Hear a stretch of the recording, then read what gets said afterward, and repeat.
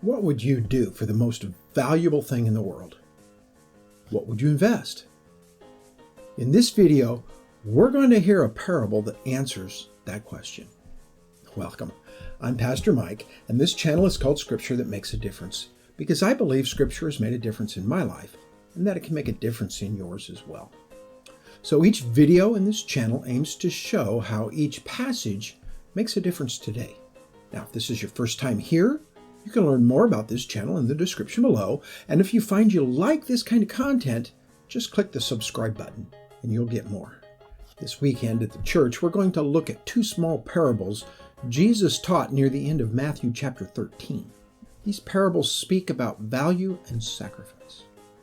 They're parables that encourage us to appreciate what we've been offered.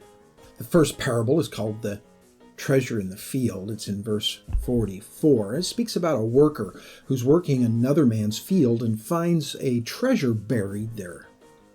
He immediately leaves after covering it up and goes and sells everything that he owns so that he can come back and purchase that field. And he does so with great joy, great optimism. The word charos in Greek that is translated joy, can also be understood as delight or gladness or optimism. He's got a positive future, and in that culture, perhaps for the first time in his life.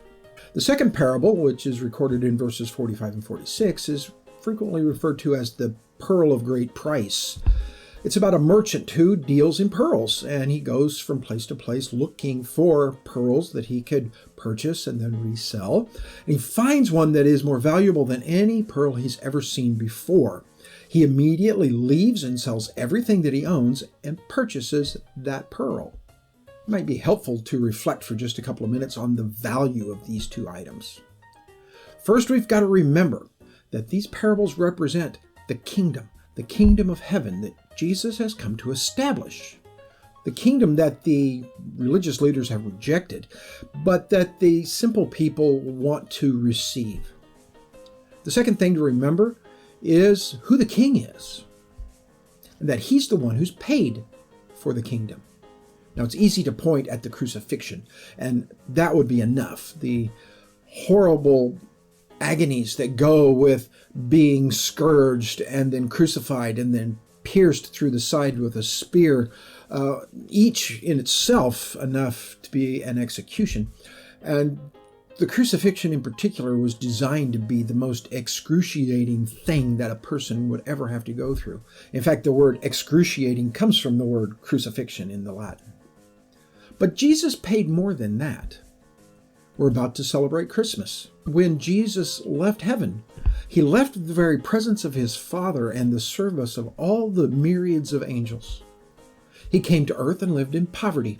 At one point he even says, "I have no place to lay my head." He lost relationships. At the time of his trial, there was no one to stand with him. And forever and ever he'll be confined to a physical body, something he didn't know before.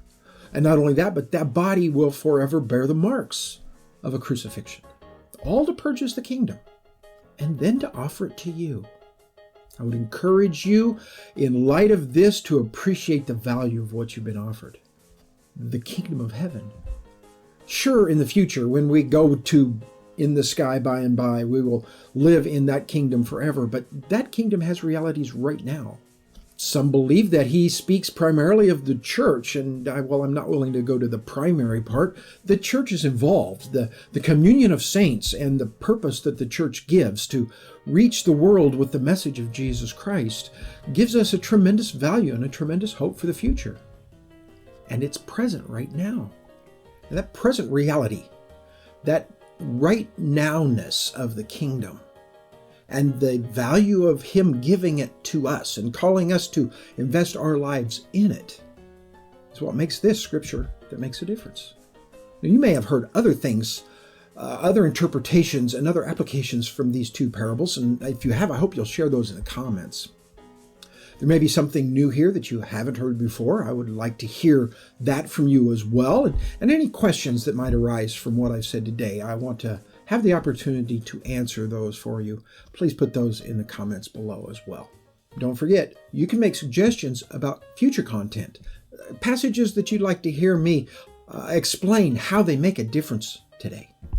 If you like hearing how specific passages make a difference in our lives, click the subscribe button, and don't forget to click the bell so that you'll be one of the first to know when I've released a new episode. You have an important role to play as well. When you share this message on social media, you get the difference-making message out to your friends and family. If you live anywhere near Enid, Oklahoma, please come by and visit us. Our address is on our Facebook page. I've put a link to that below. Our services take place at 10 o'clock every Sunday. And this Sunday, you can hear more about how Jesus invested for the future. And until next time, remember this. As a citizen of His kingdom, you've got a lot to look forward to.